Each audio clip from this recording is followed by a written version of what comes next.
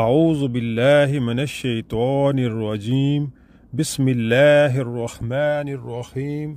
حضرت عائشہ رضی اللہ تعالی عنہا بیان کرتی ہیں،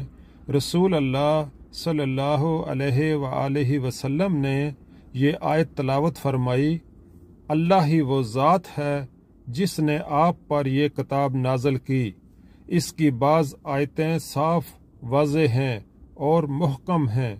اور یہاں تک تلاوت فرمائی، اور وعظ و نصیحت کو صرف وہی لوگ سمجھتے ہیں جو عقل مند ہیں۔ تو رسول اللہ صلی اللہ علیہ وآلہ وسلم نے فرمایا، جب تو دیکھے، جبکہ مسلم کی روایت میں ہے،